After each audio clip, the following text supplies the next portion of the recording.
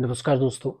92 साल की उम्र में भारत के पूर्व प्रधानमंत्री और अर्थशास्त्री डॉक्टर मनमोहन सिंह का निधन हो गया।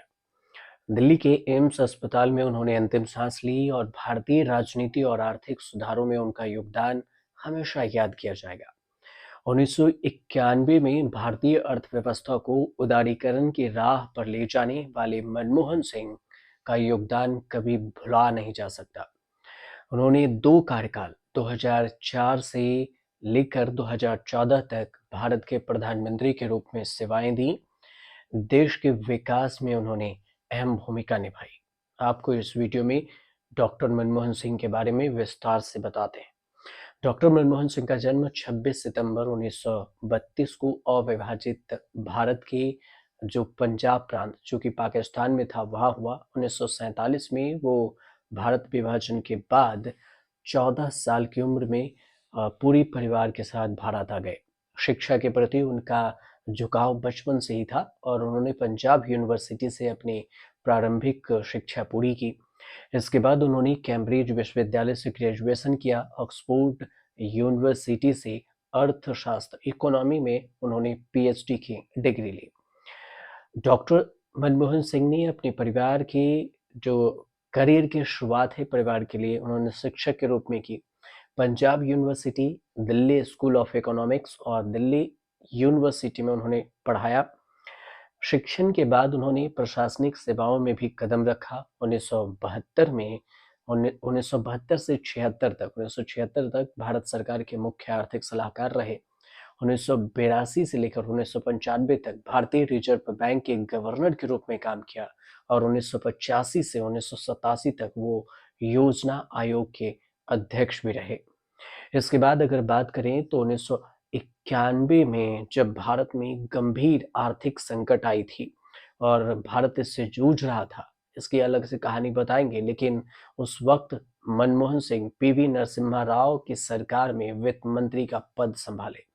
उन्होंने भारतीय अर्थव्यवस्था को उदारीकरण, निजीकरण और वैश्वीकरण की ओर ले जाने वाले ऐतिहासिक सुधार लिए, जिसे एलपीजी के नाम से जाना जाता है।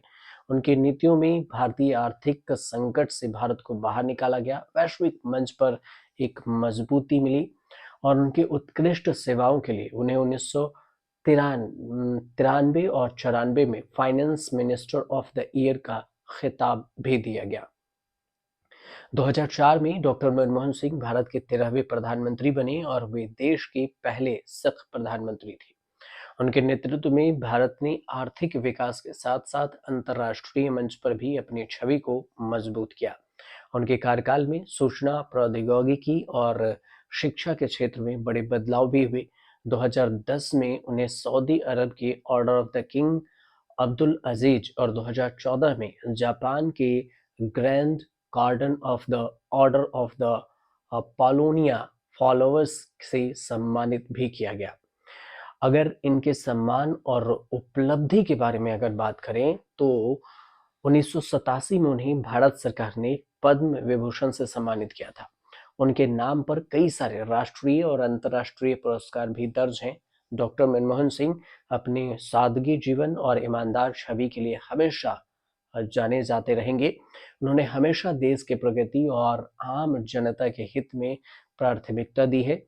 उनका निधन भारत के लिए एक बड़ी क्षति भी है। वे एक ऐसे नेता थे जिन्होंने न केवल भारत को आर्थिक संकट से उबारा बल्कि एक समृद्ध और स्थिर देश भी बनाए रखा। उनके आने वाले जीवन में जो नई पीढ़ी होगी उन्हें खूबी याद करेगी। आर्थिक संकट के बीच में जब इसकी कहानी भी आप थोड़ा समझ लीजिए, 1951 की 91 की जब देश में आर्थिक संकट खड़ा था तो सोना मनमोहन सिंह वित्त मंत्री बनकर आए और फिर पूरी बाजी पलट दी। 2004 से 14 तक तो प्रधानमंत्री रहे, लेकिन सबसे ज्यादा उन्हें 1991 से लेकर 1996 के बीच में देश के वित्त मंत्री के तौर पर ज्यादा याद किया जाता रहा। प्रधानमंत्री और वित्त मंत्री रहने के अलावा डॉक्टर मनमोहन सिंह आरबीआई के गवर्नर भी रहे, रोजाना जो रोज योजना आयोग के अध्यक्ष भी। लेकिन 1991 में जो कुछ हुआ उसका सबसे ज़्यादा उस चीज़ की चर्चा होती है। ऐसे समय में वो कार्यभार सँभाले थे जब देश के आर्थिक संकट का सामना कर रहा था। विदेशी मुद्रा भंडार में महज 2 महीने का रिज़र्व शेष बच गया था और उस गंभीर परिस्थिति में देश को अपने आयात का खर्च चुकाने के लिए भी अपना सोना विदेश में गिरवी रखना पड़ा था। उस गंभीर दौर में डॉक्टर मनमोहन सिंह ने वित्त मंत्री के अपने कार्यकाल के दौरान 1991 में आर्थिक उदारीकरण और अर्थव्यवस्था को कठिनाइयों से निकालने में सफलता हासिल की, जिसे एलपीजी के नाम से भी जाना जाता है। देश के लिए डॉक्टर मनमोहन सिंह का सबसे बड़ा योगदान वित्त मंत्री के रूप में रहा और आर्थिक सुधारों की शुरुआत करने में उनका योगदान रहा। इसके तहत सरकारी नियंत्रण को कम करना, उसके अलावा प्रत्यक्ष विदेशी कर जो एफडीआई है उसको बढ़ाना, स्ट्रक्चरल रिफॉर्म को लागू करने का फैसला, इन्हीं फैसलों के जरिए भारत की अर्थव्यवस्था को वैश्विक बाजार के लिए खोल दिया गया था। लिबरलाइजेशन, प्राइवेटाइजेशन इसका और ग्लोबलाइजेशन जो एलपीजी था, इस शब्द का इस्तेमाल 1991 में हुआ था और देश में लाइसेंस राज का खत्म भी हो गया। मनरेगा और आधार जैसे महत्वपूर्ण पहल की शुरुआत भी हुई और फिर 1991 में भारत का अंतर्राष्ट्रीय व्यापार संतुलन निराशाजनक घाटे में था, तो फिर विदेश से कर्ज 35 बिलियन डॉलर से दोगुना होकर 69 बिलियन डॉलर हो गया और भारत के पास पैसे, समय दोनों की कमी थी।